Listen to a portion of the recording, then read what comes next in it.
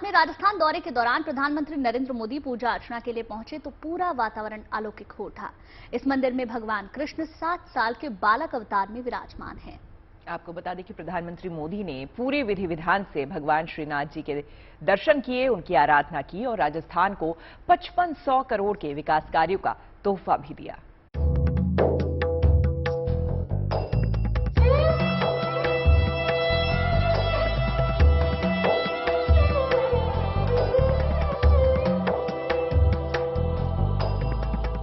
राजस्थान में श्रीनाथ जी के मंदिर का अपना अलग महत्व है, लेकिन जब प्रधानमंत्री मोदी श्रीनाथ जी मंदिर पहुंचे तो पूरा वातावरण भक्तिमय हो गया।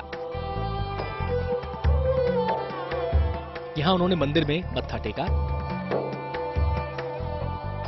पीएम मोदी ने इस दौरान मंदिर के पुजारी से चर्चा भी की।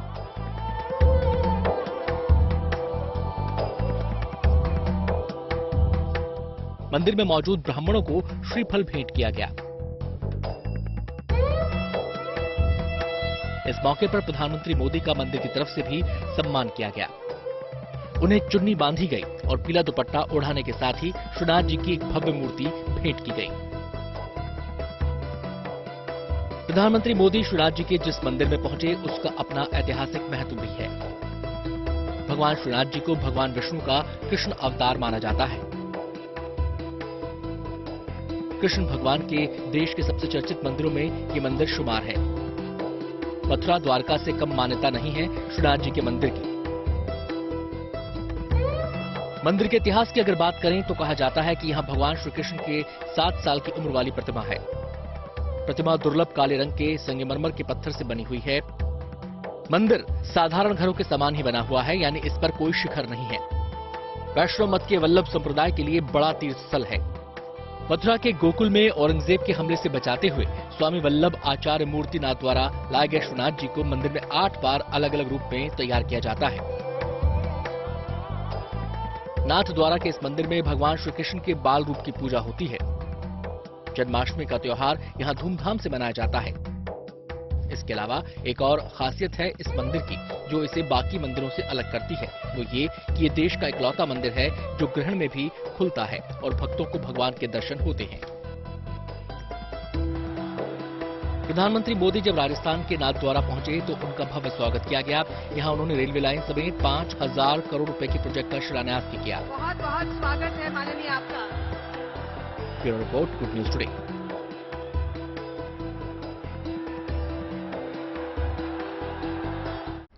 चारधाम यात्रा को लेकर तीर्थयात्रियों में भारी उत्साह है। जयकारे लगाते हुए लोग पूरे उल्लास के साथ अपने आराध्य के दर्शन के लिए पहुंच रहे हैं। जी हां, उत्तराखंड सरकार भी हर तरह से यात्रियों की सहायता कर रही है ताकि यात्रियों को दिक्कतों का सामना ना करना पड़े। रास्ते में जगह जगह मेडिकल कैंप्स लगा दिए गए हैं तो फिसलन से बचाने के लिए भी केदारनाथ में विशेष तरह का मैट बिछा दिया गया है।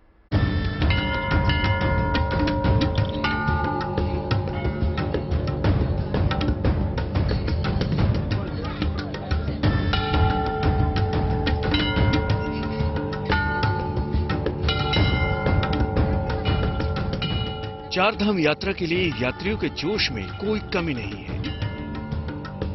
आस्था का सैलाब उमड़ रहा है तो प्रशासन का उत्साह भी कम नहीं है। चारधाम यात्रा को लेकर यात्रा मार्गों से जुड़े सभी महकमे श्रद्धालुओं की यात्रा को सरल, सहज और सुलभ बनाने में जुटे हैं। प्रशासन एक तरफ जहां यात्रा के सफल संचालन के लिए सजग है, वहीं खाद्य सामग्री भी वितरित की जा रही है। साथ ही श्रद्धालुओं के स्वास्थ्य का भी पूरा ध्यान रखा जा रहा है। मेडिकल हेल्प के लिए यात्रा मार्गों पर कैंप लगे हैं, जहां उनका हेल्थ चेकअप हो रहा है। श्रद्धालुओं को असुविधा न हो, इसके लिए प्रयास जारी हैं। केदारनाथ आने वाले श्रद्धालुओं के लिए रास्ते पर खास तरह की चटाइयां भी बिछाई गई हैं। तस्वीरों में इन चटाइयों से होकर श्रद्धालु आपको गुजरते हुए दिखाई दे जाएंगे। दरअसल इन स्पेशल चटाइयों को लगाने से बर्फीले घुमावदार रास्तों पर फिसलन का खतरा कम रहता है। यात्रा के दौरान वाहन चालकों को सचेत करने और दुर्घटना से बचाने के उद्देश्य से यमुनोत्री नेशनल हाईवे पर सघन चेकिंग अभियान भी चलाया जा रहा है। इस अभियान में वाहनों की गति को चेक किया जा रहा है। अधिक गति से चलने वालों के खिलाफ कार्रवाई की जा रही है। तमाम दिक्कतों से श्रद्धालुओं को बचाने के लिए खास तौर पर जवान लगाए गए हैं, जो किसी भी हालात से निपटने के लिए तैयार हैं। हालांकि चार धाम यात्रा के दौरान मौसम की बेरुखी के बावजूद आस्था भारी पड़ती दिख रही है और श्रद्धालुओं का उत्साह बढ़ता दिख रहा है। उत्तरकाशी से ओंकार बहुगुणा और रुद्रप्रयाग से प्रवीण सेमवाल के साथ bureau report, good news today. बात एआई की कर लेते हैं। एआई यानी कि आर्टिफिशियल इंटेलिजेंस, जो कि आज हमारी रोजमर्रा की जिंदगी का अहम हिस्सा बन चुका है। कलाई पर स्मार्ट वॉच हो या फिर घर में रखे एलेक्सा जैसे डिवाइस, आज की जिंदगी इन आधुनिक डिवाइस के बिना अधूरी है। आर्टिफिशियल इंटेलिजेंस के इसी बढ़ते स्कोप को देखते हुए मुंबई में देश की पहली आर्टिफिशियल इंटेलिजेंस यूनिवर्सिटी की शुरुआत हुई है। क्या खास है इस यूनिवर्सिटी में और कैसे ये यूनिवर्सिटी छात्रों का भविष्य संवारेगी, देखिए इस रिपोर्ट में।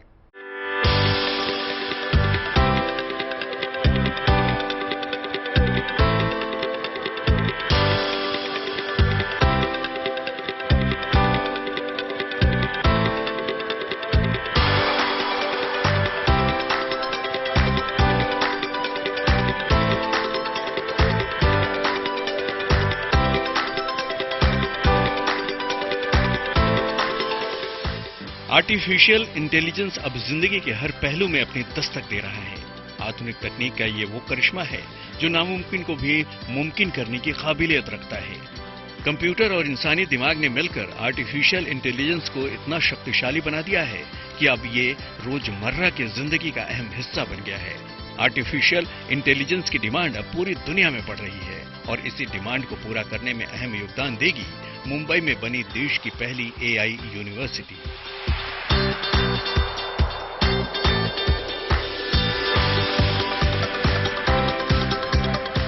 महाराष्ट्र के मुंबई के करीब कर्जत में बनी यूनिवर्सल एआई यूनिवर्सिटी देश की पहली ऐसी यूनिवर्सिटी होगी जहां एआई और फ्यूचर टेक्नोलॉजी से जुड़े स्पेशल अंडर ग्रेजुएट और पोस्ट ग्रेजुएट कोर्स करवाए जाएंगे। 1 अगस्त से यहां पढ़ाई शुरू हो रही है।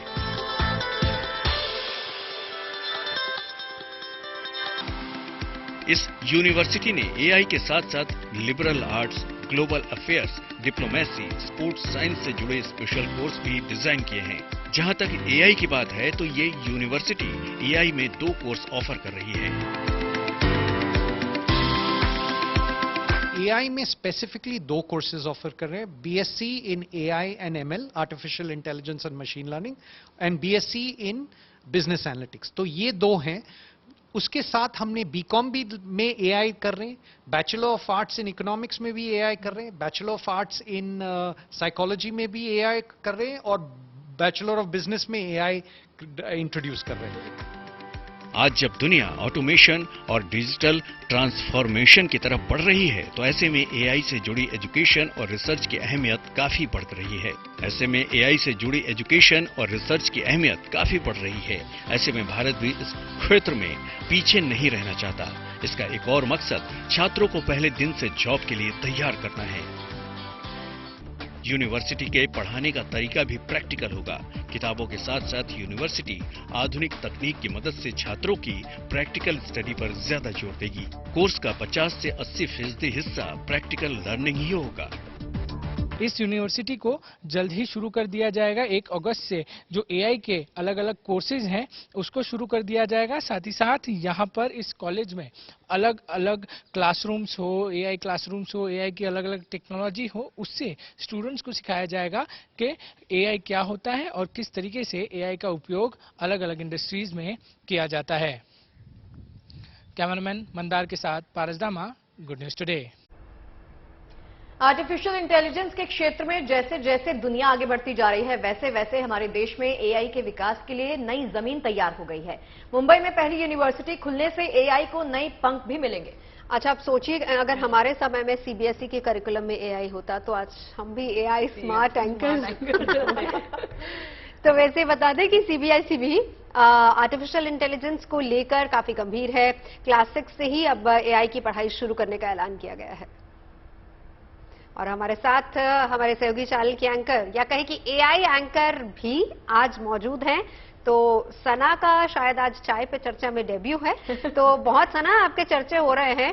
सना हमारे साथ जुड़ चुकी हैं। चाय हम आपको ऑफर करते अगर आप हमारे साथ यहाँ बैठी होती, लेकिन सवाल ये कि आप एक एआई एंकर हैं, हम आपसे जानना ही चाहेंगे कि आखिर आर्टिफिशियल इंटेलिजेंस क्या है, कैसे ये काम करता है? नौजोत, मैं आपको बताना चाहती हूँ कि आर्टिफिशियल इंटेलिजेंस असल में कंप्यूटर की मदद से इंटेलिजेंट मशीनें बनाने का विज्ञान है। इसमें इंसानों के व्यवहार को बारीकी से परख कर उसे कंप्यूटर प्रोग्राम में ढालने की कोशिश की जाती है। यानी काम तो मशीनें करती हैं, लेकिन ये काम काफी हद तक इंसानों जैसा ही होता है। मिसाल के तौर पर आपने मुझसे ये सवाल पूछा तो इसका जवाब मेरे आर्टिफिशियल इंटेलिजेंस के कंप्यूटर ने पहले से मौजूद डेटा के आधार पर तैयार कर लिया। इसके बाद दूसरे कंप्यूटर प्रोग्राम की मदद से उस जवाब को भाषा और आवाज में तब्दील कर दिया गया। बिल्कुल, क्या बात है सना, क्या फटाफट जवाब दे रही है हिंदी में। वाह, क्या बात है, वो भी हिंदी में। सना, वेरी नाइस, गुड गोइंग।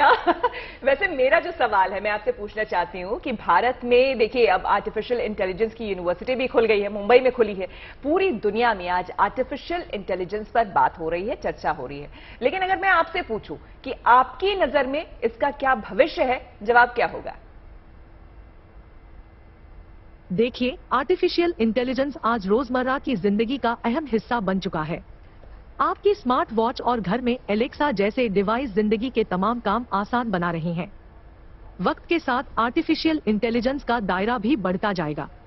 ये बड़ी खुशी की बात है कि हमारे देश में भी आर्टिफिशियल इंटेलिजेंस की यूनिवर्सिटी खुल गई है। इससे आने वाले वक्त में भारत आर्टिफिशियल इंटेलिजेंस में नई ऊंचाइयां हासिल करेगा। सना, कई बार लोगों को ये भी डर सताता है कि आर्टिफिशियल इंटेलिजेंस कहीं आने वाले वक्त में इंसानों पे ही हावी ना हो जाए। आपका क्या सोचना है इस बारे में? आर्टिफिशियल इंटेलिजेंस असल में इंसानों की मदद के लिए है, उन पर हावी होने के लिए नहीं। हर कंप्यूटर प्रोग्राम की तरह ही इसे भी कंप्यूटर की मदद से इंसानों ने ही बनाया है। हेल्थ सर्विसेज हो या ट्रांसपोर्ट, कम्युनिकेशन हो या प्रोडक्शन इंडस्ट्री, आर्टिफिशियल इंटेलिजेंस आज हर क्षेत्र में लोगों के लिए बेहद मददगार साबित हो रहा है।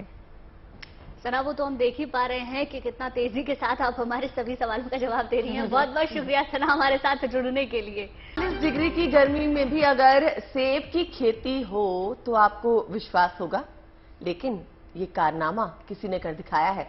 यूपी के गाजीपुर में सुनील कुशवाहा नाम के एक इंजीनियर स्टूडेंट ने ये कारनामा किया है। देखिए, विपरीत परिस्थितियों में सुनील ने सेब की खेती कर सबको चौंका दिया है और एक खास किस्म के पौधों की रोपाई कर बीते 2 साल में सुनील सेब की फसल उगा रहे हैं।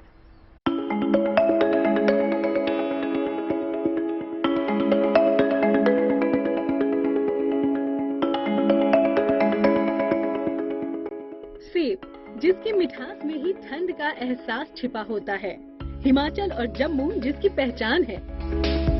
लेकिन अब आपको ऐसे सेब भी खाने को मिलेंगे जो 40 डिग्री पार के पारे से मुकाबला करते हुए अपने स्वाद से दिल को गुदगुदा देंगे। ऐसा ही कुछ कमाल करने में जुटे हैं गाजीपुर के रहने वाले सुनील कुशवाहा, जिन्होंने 222 पेड़ों की अपनी नर्सरी से अपनी कमाई करने का इरादा किया है।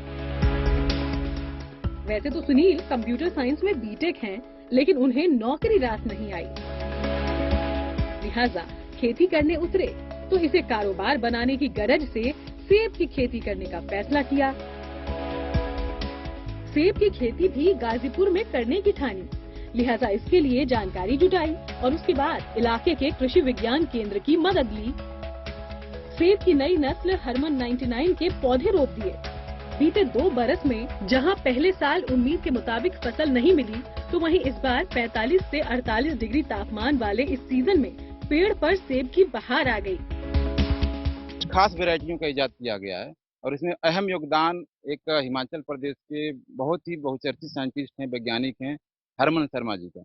हरमन शर्मा जी ने इजाद किया और एक वैरायटी निकाली अपने नाम से ही, हरमन 99, हरमन 99 के नाम से। वो फल, वो पौधा 48 डिग्री के टेम्परेचर में भी बहुत बढ़िया से सर्वाइव कर लेता और उनको देख के 2 पौधों का और इजाद किया गया जिसका नाम है डॉर्सेट गोल्डन और एन्ना, या अन्ना कह सकते हैं हिंदी में हम। तीनों वैरायटी हमारे इस प्लाट पे लगे हुए हैं और लगभग हर वैरायटी में फल इस बार आए हुए हैं। वहीं कृषि विज्ञान केंद्र से जुड़े अधिकारी भी इसे पॉजिटिव पहल बता रहे हैं। उनका मानना है कि इस प्रयोग से इलाके में इसकी खेती की बड़ी संभावनाएं हैं। हुई है जो कि हमारे यहाँ क्षेत्र का हो रहा है, बस उसके अंदर वो कैरेक्टर, उस प्रकार का कलर और उस प्रकार का टेस्ट को हमको देखना है।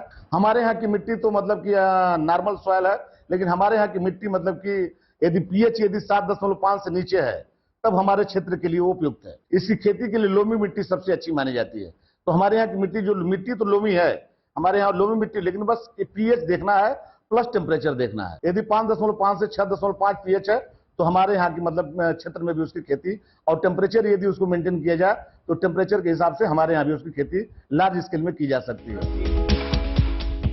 सुनील का ये प्रयोग लोगों को भी खासा रास आ रहा है। दूर दूर से लोग सेब की इस खेती की तकनीक को समझने आ रहे हैं, साथ ही सेब की फसल देखने भी। गाजीपुर से विनय कुमार सिंह के साथ bureau report, good news today. और चलिए अब आपको दिखाते हैं महिला सशक्तिकरण की एक शानदार खबर। बिहार के गांव में महिलाओं ने एक ऐसा काम शुरू किया जिससे उन्हें न केवल रोजगार मिल रहा है बल्कि वे समाज को अच्छा संदेश भी दे रही हैं। देखिए रिपोर्ट।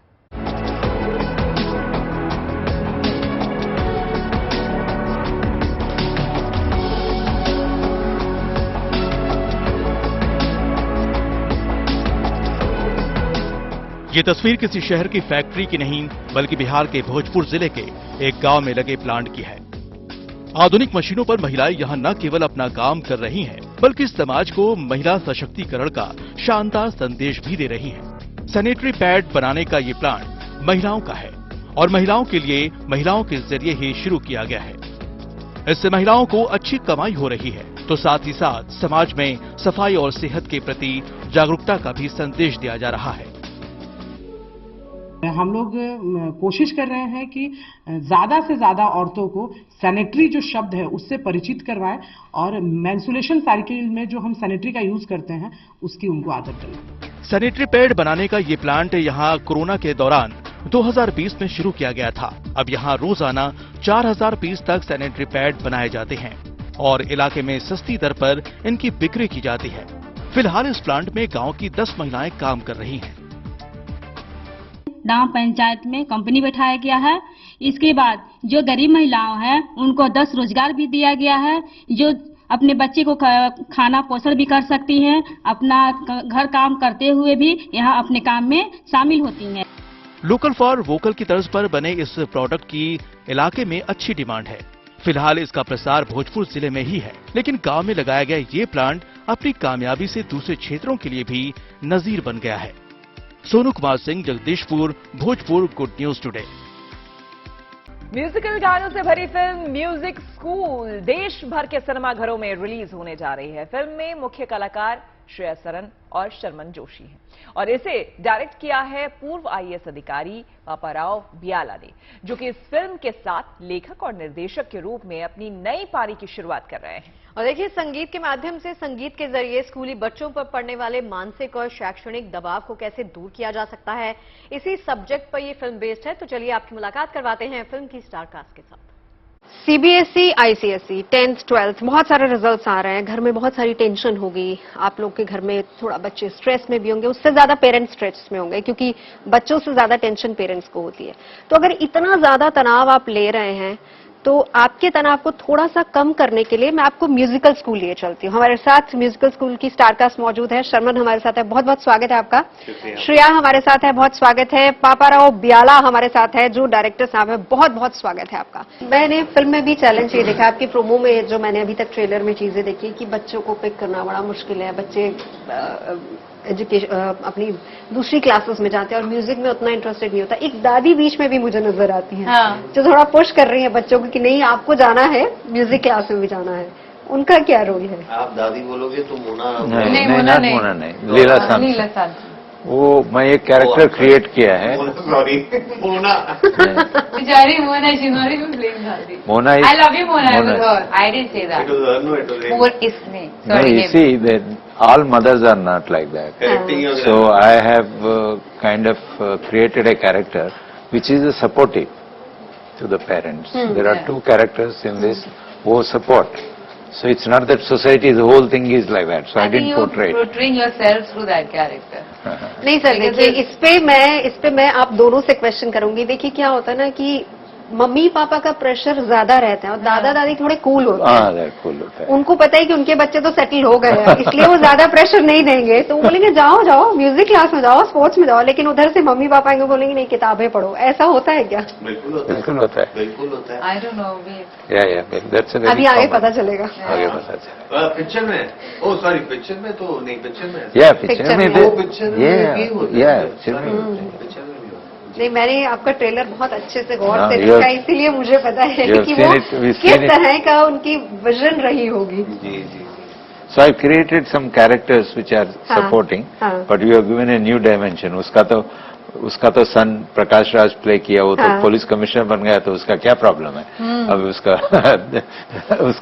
उसका granddaughter going to music school is are fun. So and same was with you also. आप तो आईएएस बन ही गए, अब आप फिल्म मेकर कैसे अच्छे बनेंगे? आप देखिए, आपने खुद को प्रूव कर दिया अपने पेरेंट्स के सामने, फिर प्रोफेशन चेंज कर लिया आपने।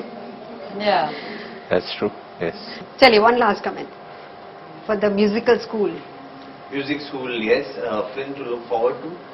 Especially the way it's told, apart from the fact that apart from the, I believe it's a very good script, and the way it's been directed by Mr. Rav, it's a musical treatment. तो characters एक दूसरे के साथ musically बात करते हैं कई instances में, तो बहुत ही interesting और entertaining फिल्म है, और थोड़ा बहुत कुछ आप अपने पेरेंट्स के साथ शायद दोस्ती भी कर लेंगे। स्ट्रेस फ्री फिल्म है।